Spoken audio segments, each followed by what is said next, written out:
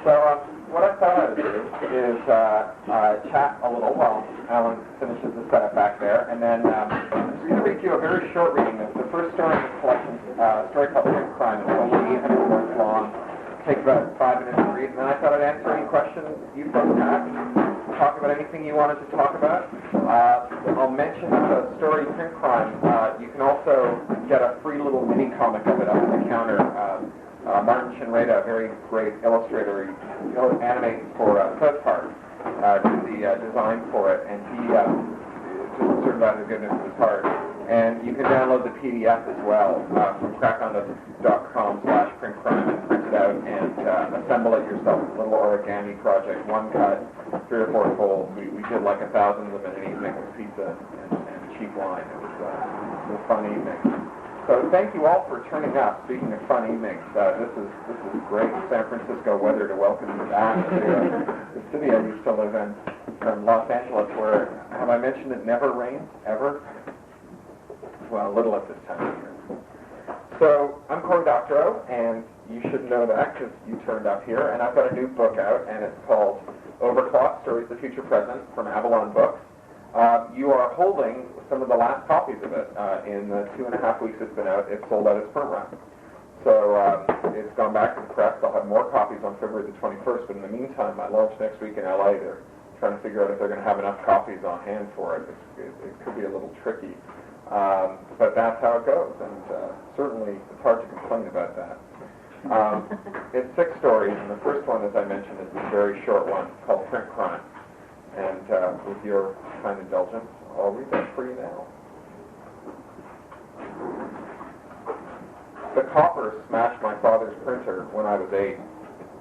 I remember the hot, cling film and a microwave smell of it, and Dad's look of ferocious concentration as he filled it with fresh goose, and the warm, fresh-baked feel of the objects that came out of it. The coppers came through the door with truncheons swinging, one of them reciting the terms of the warrant through a bullhorn. One of Dad's customers had shopped him. The eye police paid in high-grade pharmaceuticals, performance enhancers, memory supplements, metabolic boosters, the kind of thing that cost a fortune over the counter, the kind of thing you could print at home, if you didn't mind the risk of having your kitchen filled with a sudden crush of big, beefy bodies, hard truncheons whistling through the air, smashing anyone and anything that got in the way.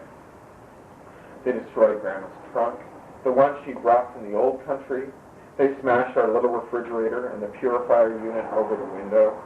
My Tweety bird escaped death by hiding in a corner of his cage as a big booted foot crushed most of it into a sad tangle of printer wire. Dad, what they did to him? When he was done, he looked like he'd been brawling with an entire rugby side. They brought him out the door and let the newsies get a good look at him as they tossed him in the car, while a spokesman told the world that my dad, an organized crime bootlegging operation, had been responsible for at least $20 million in contraband, and that my dad, the desperate villain, had resisted arrest.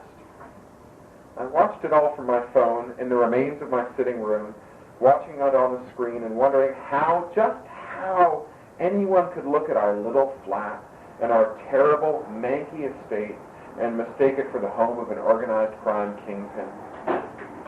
They took the printer away, of course, and displayed it like a trophy for the newsies. Its little shrine in the kitchenette seemed horribly empty.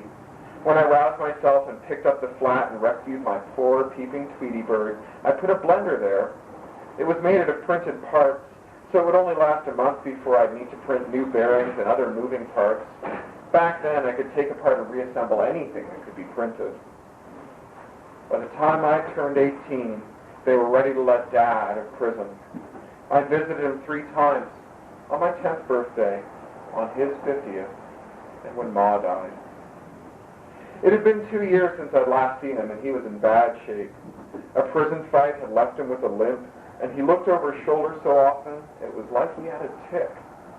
I was embarrassed when the minicab dropped us off in front of the estate and tried to keep my distance from this ruined, limping skeleton as we went inside and up the stairs. Lainey, he said as he sat me down, you're a smart girl. I know that. Trig, you wouldn't know where your old dad could get a printer. Goof. squeezed my hands into fists so tight, my fingernails cut into my palms. I closed my eyes. You've been in prison for 10 years, Dad. 10 years. You're going to risk another 10 years to print out more blenders and pharma, more laptops and designer jeans? He grinned. I'm not stupid, Laney. I've learned my lesson. There's no hat, no laptop that's worth going to jail for. I'm not going to print none of that rubbish. Never again. He had a cup of tea, and he drank it now like it was whiskey, a sip, and then a long, satisfied exhalation. He closed his eyes and leaned back in his chair. Come here, Laney, and let me whisper in your ear. Let me tell you the thing that I decided while I spent 10 years in lockup. Come here and listen to your stupid old dad.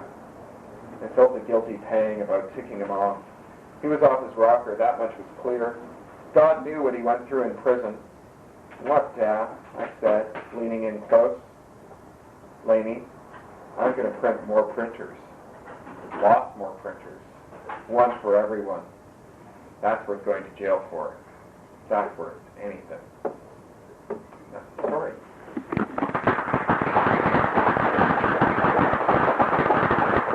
So I figured, rather than do a long reading, that I'd make this more interactive. You can read all the stories yourself, and besides that, I read all of them aloud on my podcast.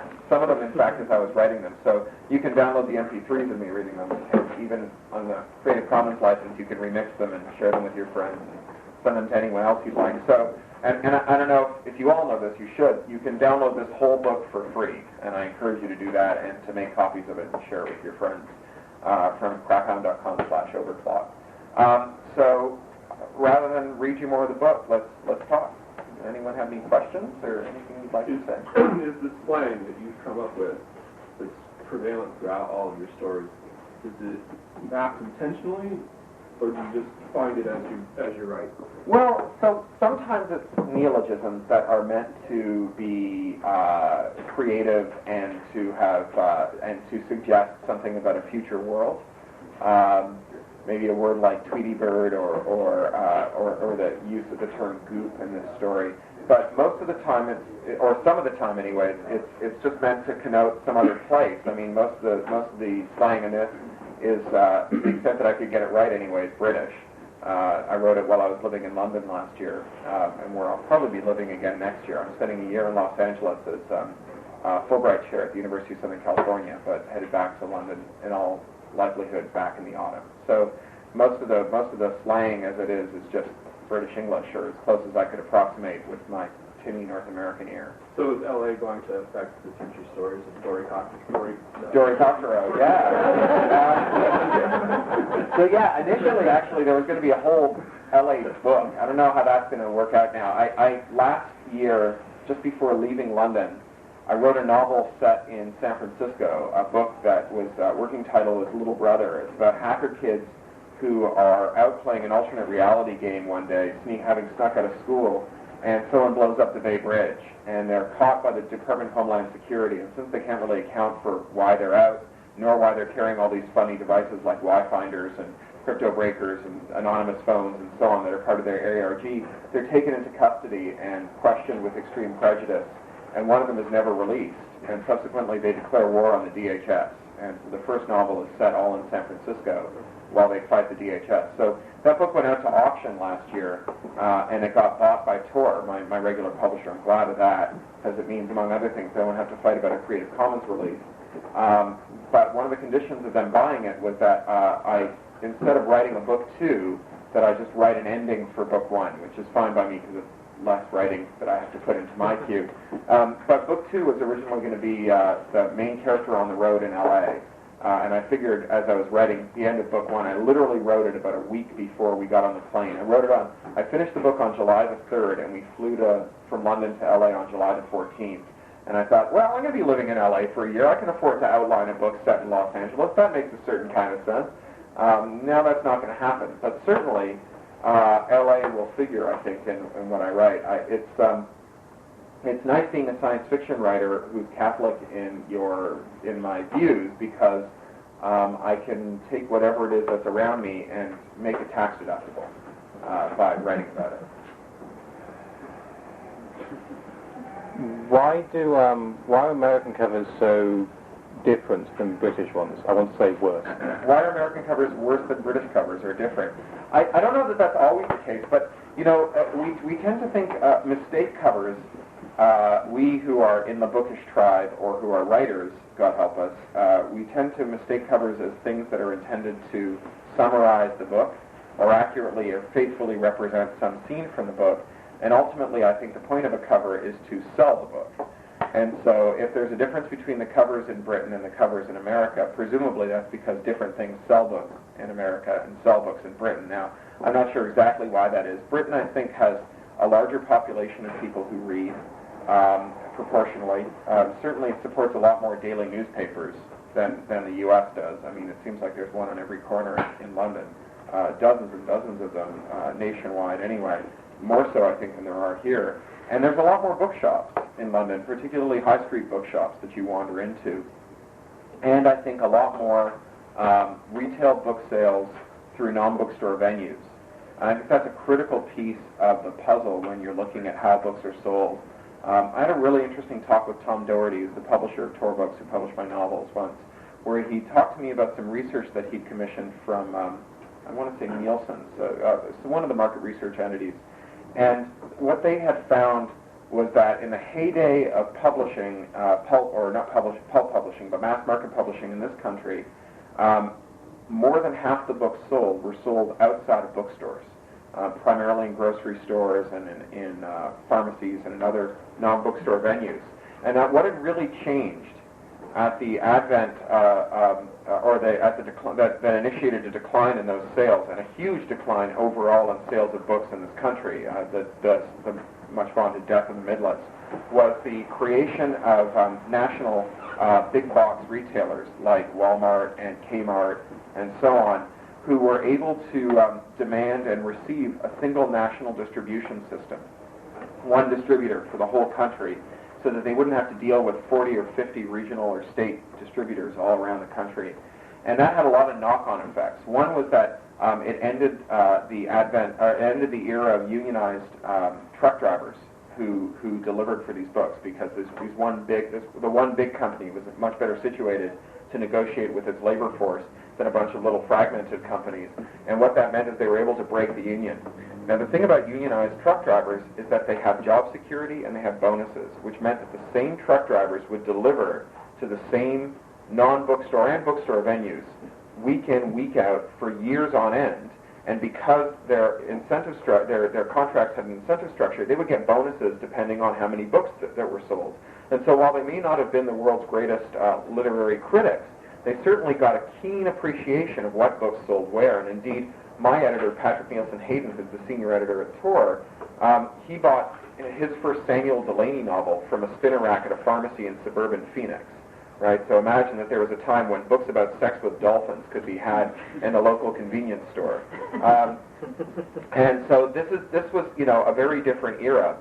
And with the advent of non-unionized Teamsters, we went to a much more centralized buying model for these big box stores, which account for more than half the sales in America, and they ended up just stocking a few titles. And so really, when we sell books in America, when we print books in America, I think it's more intended for the audience of people who are already in the church, who already go to bookstores, who already know that they're looking for books, who aren't just wandering the streets looking for aspirin or hair dryers or a packet of cigarettes and happen upon an interesting cover. We really, I think, in this country, we buy books because we want, or we print books because we know that they're going to be appreciated by bookie people, for better or for worse. And I think in large part it's for worse. I think it's a pity that we've lost some of the bookstore venues. And I think that it's great, actually, that Amazon and other internet venues are making it possible to find books in places where you don't necessarily expect them. That's why I think Google Publish, their indexing service for books, is so important, because I want books to work like web search. I want books to pop up serendipitously when you're looking for information, and not to be things that you have to go and hunt down in specialized cathedrals of the book. Don't get me wrong, I love these places, but you know, there's a whole world of people who just never come into them. And God, don't even get me started on comic book stores. Well, you'll be pleased to hear we launched blending for all results recently. Right. So now you get book search results in the main result Very good. You're Google Publish. Google Book Search, yeah. Your Google Book Search. Well, I'm glad to hear it. I hope that someday book search will work like web search and that anyone will be able to index all the books. And I think that as much as we should give Google a lot of credit for what they've done with Google Book Search, and they've really fought the good fight there, that we can't let them off the hook for signing exclusivity deals with universities that have big libraries that include rare collections that can't necessarily be trivially replicated elsewhere. I could see saying we want to scan these books and we don't want to share the results with our competitors who won't pay to scan them themselves, but I can't see any reason to say we want to scan these books and we want you to guarantee that no one else will be able to do so.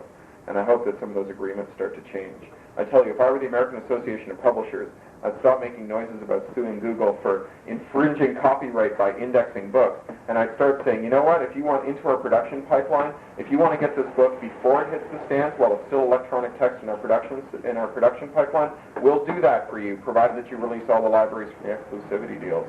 And I think that's a pretty good trade. I clearly can't comment on legal I theories, understand. but I understand. Other questions? Talk about your transition from Mac to Linux. Never heard about that before. My transition from Mac to Linux, I've been meaning to write this up for a long time. I switched from Mac OS to Ubuntu Linux I ordered the computer in June, and then I moved, and by the time I got it set up, it was September. By the time it was really running great, it was mid-October. So it took me about 5 or 6 weeks. It was a long, arduous process. Some of that arduousness was exacerbated by the Mac. There were some programs that just didn't want to let my data go. Aperture being one of them. It was just really hard to get my photos out into any format that anything would understand. iTunes being another. It was very hard to figure out how to keep my metadata, my song rankings. And then once I got to Ubuntu, I had a couple of problems too. I had some bad RAM, and it turned out to be very hard to diagnose with an operating system that I was less familiar with. And then it took me a while to find the right apps, and I still haven't found my dream text editor, which is ironic, because you'd think that a Unix system would be the last place you need a text editor. But I'm very Amish for BBEdit, which is a great Mac text editor, and I write everything in it. So I'm still looking for that right app. But generally speaking, I couldn't be happier with Ubuntu. It just works these days for me. I've got a ThinkPad T60P. It cost me about $1,000 less than a comparable Power Mac. It runs like stink. It has a 9-hour battery. The Wi-Fi antenna just kicks ass. I get Wi-Fi where no one else does. And so I'm happy as Larry. I think it's great. Yeah. Have you tried Kate? Have I tried Kate? K as in KDE? KDE text editor. KDE text editor. I have not. Thank you Do for it. the recommendation. All right. She's my best friend.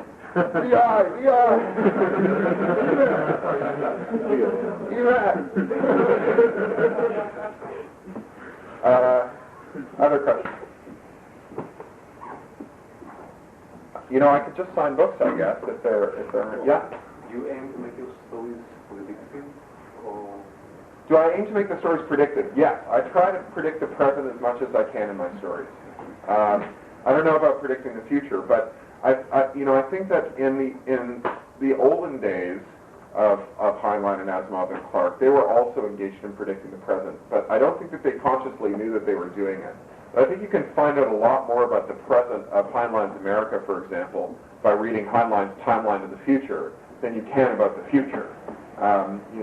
It hasn't really had many points of contact with reality, but we certainly can find out a lot about how people viewed the present back then by looking at what he thought was coming.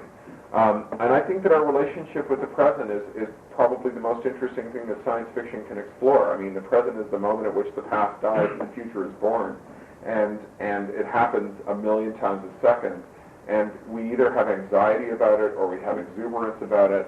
I just bought this stone axe head in New York that's 200,000 years old.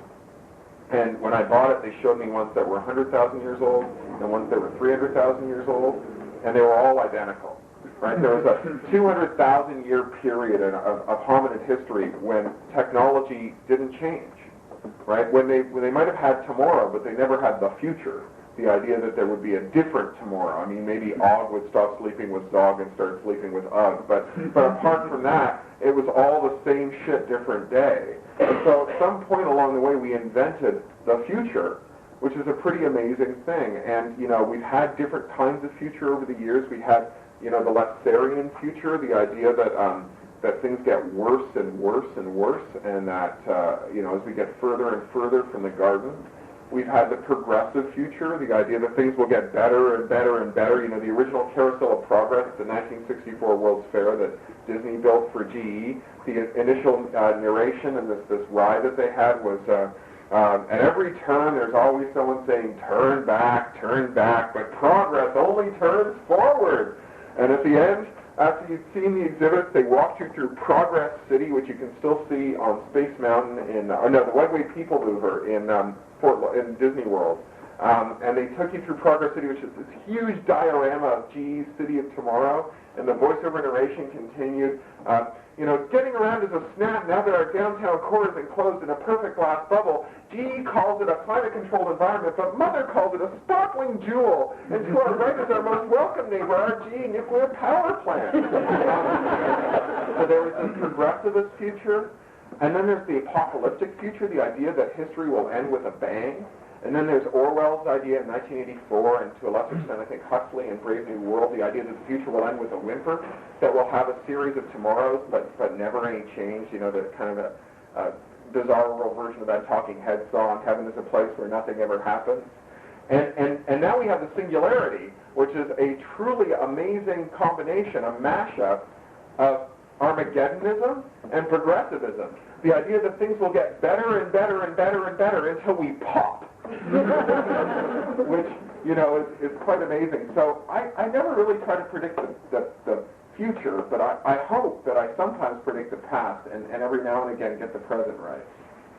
You're agnostic about the future. I'm pretty agnostic about the future. I'll tell you one thing we're not going to have in the future. Dedicated ebook readers. Man, we gotta stamp that one out right now. Well, okay, I'll tell you why, man. I'll tell you why that's never going to be the mass market iPod for books. It's because everyone who says, I don't like reading long-form works off a screen, says so while in their 8th or 10th consecutive hour of reading off of a screen. So when they say, I don't like reading off a screen, it's like listening to someone say, I hate chocolate, while they shovel ding-dongs into their mouth, right? In fact, we don't like reading long-form works off of the screen, and I think the reason, and I'm still noodling with this, but I think the reason is that computers are a distraction medium. You can't go 10 seconds without wanting to Alt-Tab over to something else, without your IM popping up, without your email popping up, without checking, you know, your RSS feeds, or without Googling something interesting that just popped into your head, or without answering an email that's been sitting there and niggling at you all day. Or, you know, there's even an entire unified, harmonized framework for distracting you that open source authors around the world have been collaborating on called Growl. It's like a platform for stopping you from concentrating, right? And so between all of this, I don't think it's any wonder that we don't read long-form narrative off of computer screens.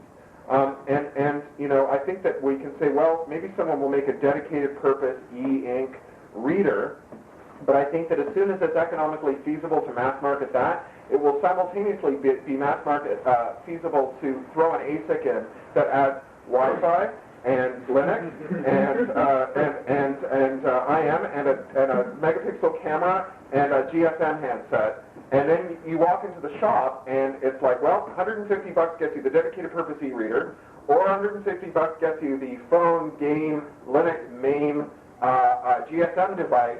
G2X.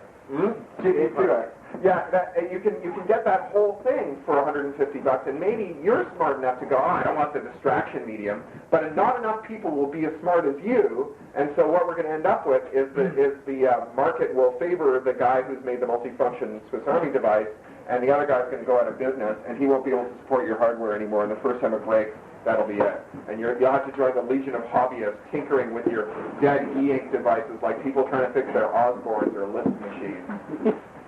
Books have their own built-in reward mechanism. What's Every that? time you turn the page, you've scored another coin. That's true, and you get to level up. Yeah. Every chapter is the next level. That's true. Todd. Do you record these intimate question and answer sessions and have them as podcasts to include these beautiful students? Well, someone's recording it, and I hope that I'm looking forward to it as a distraction. podcast. By midnight. You know, More than one. You'll have it on by and I midnight. should mention for the listeners on the podcast and those of you in the audience, let me just find this right now. Read carefully. By accepting this material and listening to these, you agree on behalf of your employer, and this applies to the gentleman from Apple and the gentleman from Google, on behalf of your employer to release me from all obligations and waivers arising from any and all non-negotiated agreements, licenses, terms of service, shrink wrap, click wrap, browse wrap, confidentiality, non-disclosure, non-compete, and acceptable use policies, bogus agreements, that I've entered into with your employer, its partners, licensors, agents, and assigned in perpetuity without prejudice to my ongoing rights and privileges. You further warrant and represent that you have the authority to release me from any bogus agreements on behalf of your employer. Thank you all for releasing me from those agreements. You can get stickers that say that from reasonableagreement.org or put them on your business cards, and I like sticking them on the bottom of my credit card slips at Best Buy, and then I hand them back. You know, the Best Buy slip has got an extra foot at the bottom of all the things you just agreed to by being dumb enough to give me your money. I just undo that by putting the sticker at the bottom. It's like a Control Z at the bottom. Do you get a reaction? No one ever notices. It's great. I win. I think Yoss is next, and then you. Well, I was firstly going to say that this is one of the reasons ebooks haven't taken with me. So far, I haven't found any particular digital technology that I'm comfortable using on a toilet. Why, you don't take your laptop onto the can? I'm so disappointed. I thought that you were like leader than me. Maybe we should like mount one or put one on like swivel arm. I'm in your toilet reading your emails. So when it comes to Cory Doctorow and politics, everybody knows about the copy fighting. Everybody, also blogging loads about kind of, DHS stupidity and all that kind of stuff. What's the political stuff you're passionate about that isn't under those two banners? Well, there are lots of other causes that over the years I've been involved with. I was a Greenpeace campaigner. I used to do clinic defense for an abortion clinic in Toronto, helping escort women through the picket lines, and I've done lots of other political stuff. But one of the things that I've come to really think about computers and the fight about whether or not computers and the internet remain an open platform is it's kind of a meta fight.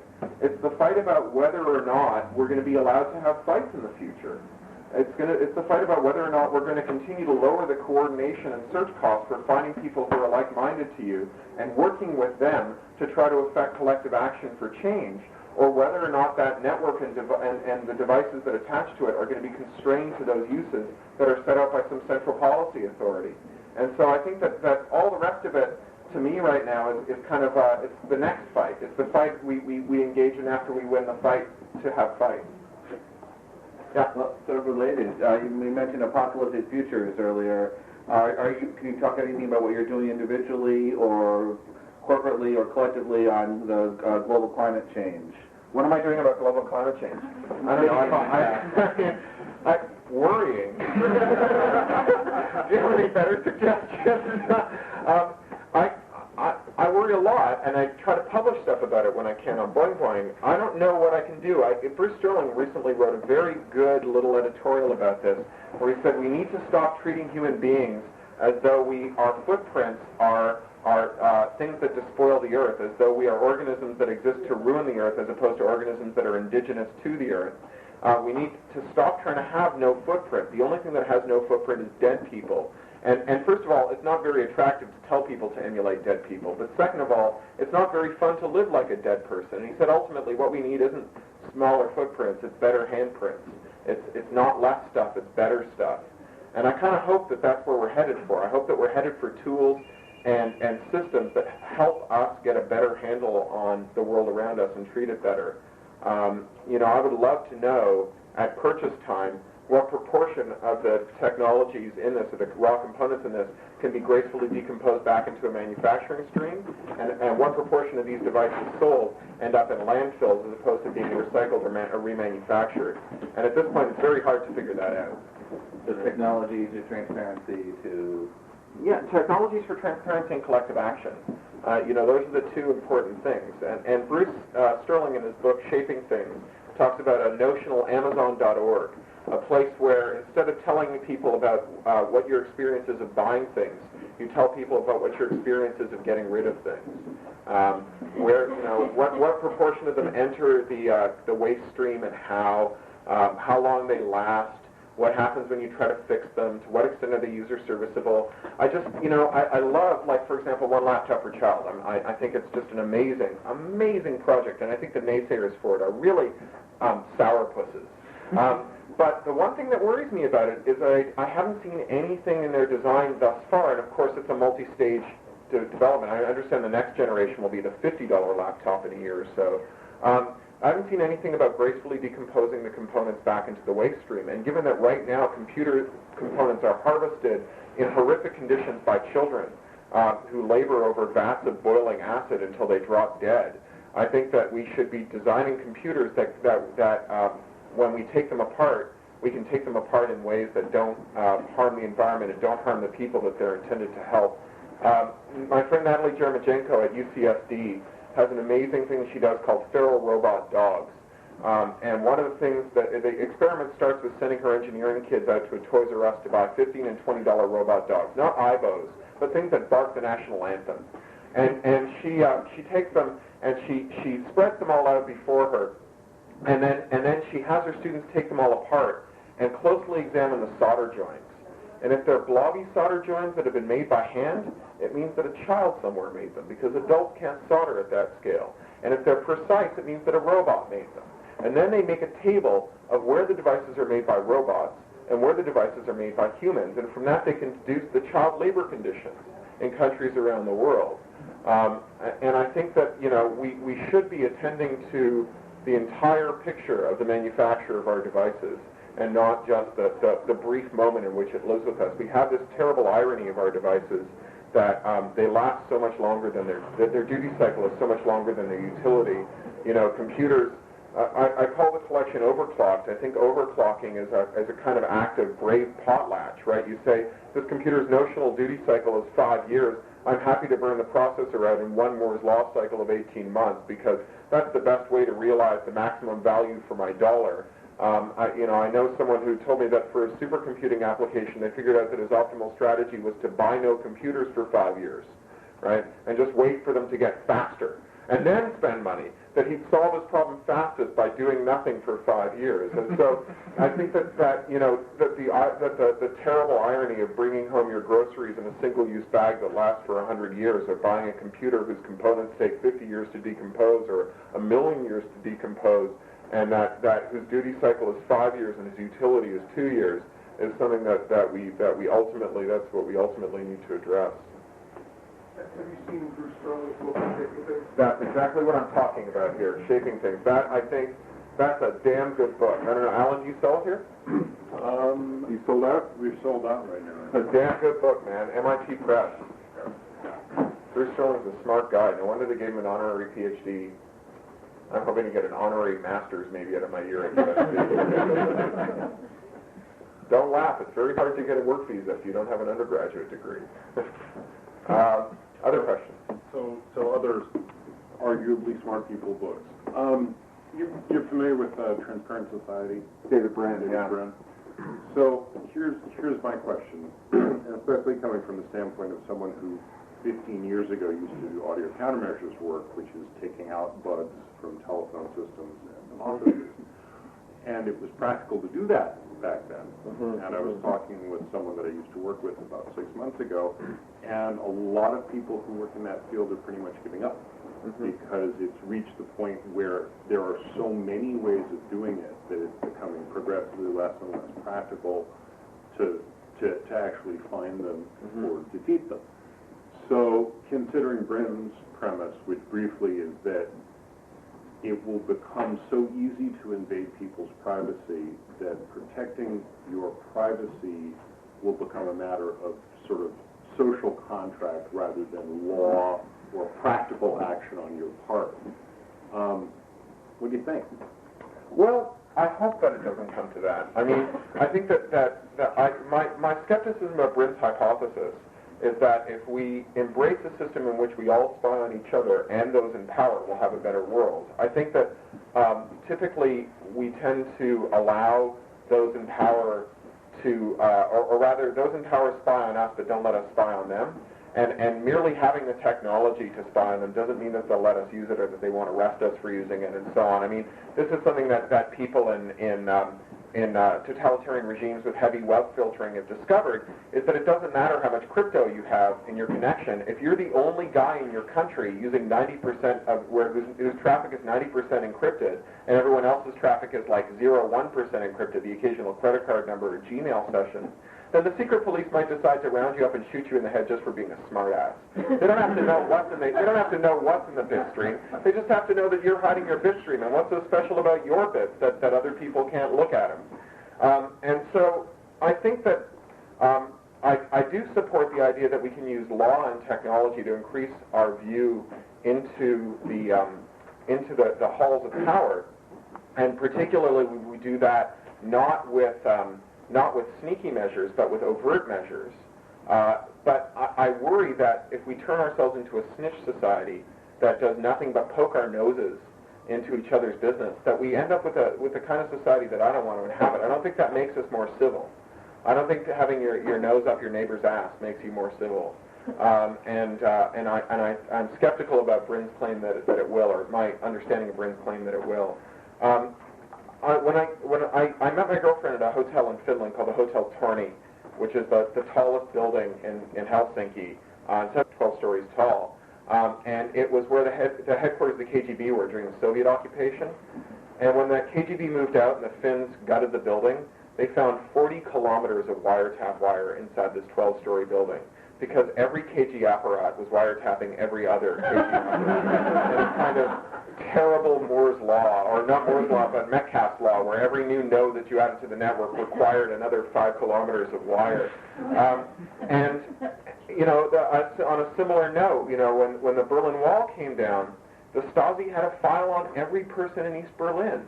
And because they were watching everyone, they were watching no one, and they missed the salient fact, although they knew that this guy was a dissident and that guy was having an affair, and they could maybe blackmail this guy into turning in his wife. They missed the fact that the wall was about to come down. So, you know, I'm skeptical that bigger haystacks make the needles easier to find. Granted, and I agree with that, also my skepticism about Bren's point. However, where do you see the ease of surveillance and the difficulty in defeating it, which has become easier and easier, and it's become harder and harder to defeat or detect? Where do you see that taking us? Well, I should hope that a lot of it will arise in law. You know, I see the biggest risk to our privacy these days isn't the fact that it's easier to spy on us. It's the fact, technologically speaking, it's the fact that legally it's become so much easier to spy on us. That mass surveillance without particularized suspicion has become potentially lawful. I mean, we'll see how EFF fares in the AT&T lawsuit over NSA wiretapping. But that has very little to do with the technology. I mean, sure, the technology enables it, but it's not that they installed the technology sub rosa, that they snuck into your house and clipped something onto your wire. They, with the cooperation of law and industry, appear to have been able to wiretap every single American just because. And I think that's our biggest risk, and that points to our biggest reward, which is to reform the law, to hold people to account, to change the idea that people who have nothing to hide shouldn't be ashamed to have their dirty laundry hung out in public. I mean, you know, every single one of us has an asshole, and turds come out of all of them, but I don't want to see yours, and I hope you never see mine. You know, it's not because I have something to hide. What if it's an emergency? If it's an emergency, I might grant an exception. Just shout Gardy Lou first. Paul. So this is a good thing to my question, which is, at what point do we have a generation of legislators who aren't impressed by checkout scanners and don't have their secretaries print their email? So we can go and they can make somewhat more informed decisions about, you know, things with plugs and on-switches.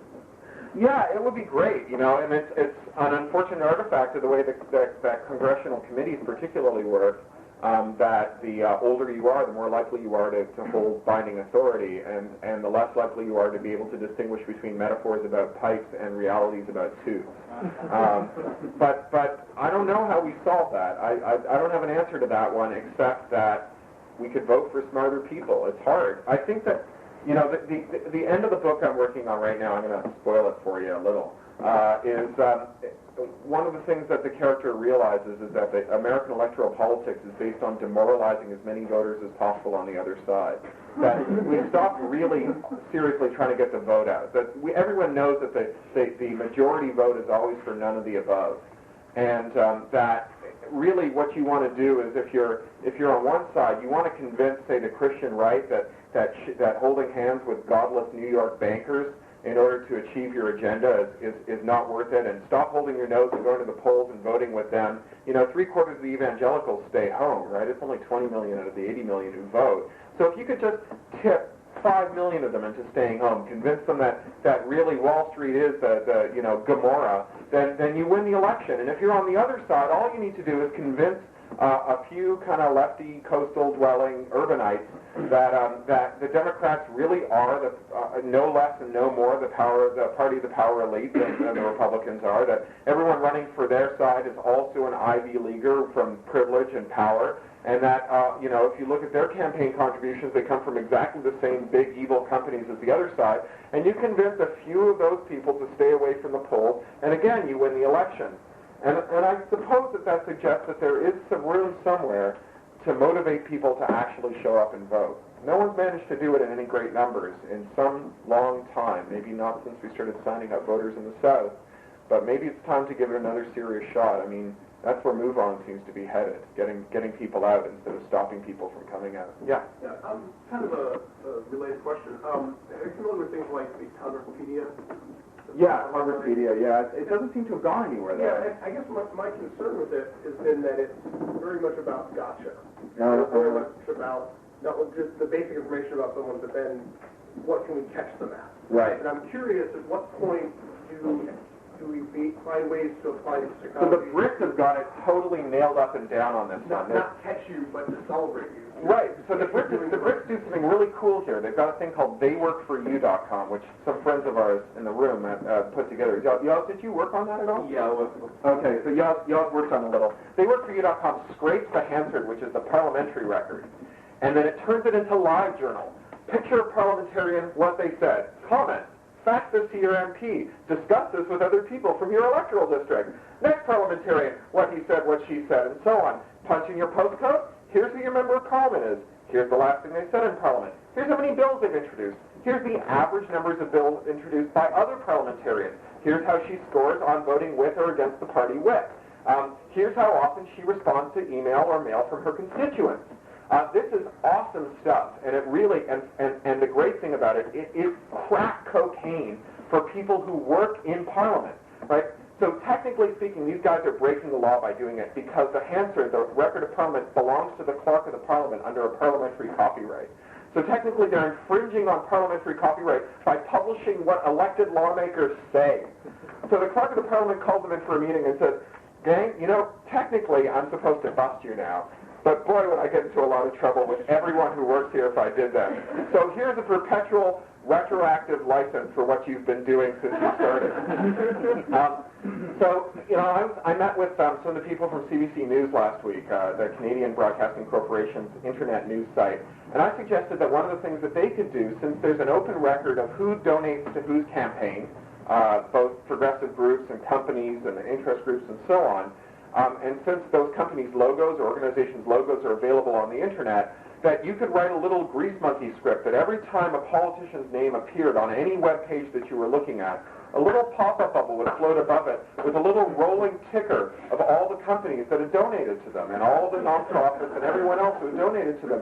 Just as a way of helping you read the news. It's a media literacy exercise. And that both celebrates and does gotcha. If they're saying things that appear to be in the naked self-interest of someone who gave them a lot of money, that's one thing. If they appear to be acting in the public interest, even against some company that funded their campaign, that's something else.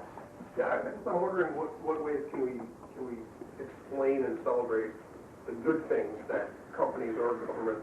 Yeah, well, and you know, that's harder to. it's so fraught too because it seems like lawmakers all have feet of clay. You know, I recently saw a clip of a guy named Barney Frank, a lawmaker from the New England, tearing Bill O'Reilly a new asshole, and it was awesome. And I thought, wow, I want to do anything I can to help this guy. So I punched his name into Google, and the first thing that came up was a photo Declan McCullough took of him clinking champagne glasses with Jack Valenti on the eve of the DMCA passing. So it's sometimes hard to celebrate these guys. I'm curious about it. As privacy decreases irrevocably just because of higher technology, and it leads to increased transparency, do you think that there will be a greater acceptance both in politicians and normal people? Well, I think that we have, in many ways, become more tolerant of the strange. I think that, you know, we live, each of us, in our own personal alt hierarchy, which is great. We've managed to find through the, you know, by lowering the transaction cost of finding people on the internet who are weird the way we are, we've managed to generate instantaneous communities of every possible kink, fetish, weirdness, hobby, and so on. I used to think I was alone in the universe of Haunted Mansion nuts. So those are people who you think, I want to find someone who's into, you know, hamster fisting in the Haunted Mansion, and you go find people who are weird in that way. I'm talking about if you know somebody is a normal human being, and then you find out that they're strange in their free time, like your politicians and your neighbors. Well, so I guess the thing is, if you become accustomed to flying your freak flag, maybe you'll let other people do it. I have, you know, I hope that that's the case, even though sometimes it seems like the opposite is true. Like we got attacked by a censorware program called Smart Filter from a company called Secure Computing, and this is like censorware that's used by repressive governments in like Syria and the UAE to censor the entire country. And they claimed we were publishing pornography, and they because 150 of our 30,000 posts had tiny thumbnails of boobies or something, and they told us that if we would rejig the site to make it easier to censor us, that they'd take us off their hate list. And we kind of thought about it. We said, you know what, screw you. So we just published a kind of screed about how much we don't like these guys. And one of our readers got really upset, and she discovered that she Googled the guy who had been corresponding with us, and she discovered that he was a diaper fetishist. And the thing that bugged me about that wasn't that he was a diaper fetishist. I mean, whatever turns you on, so long as it doesn't cause a murder, in the immortal words of Frank Zappa.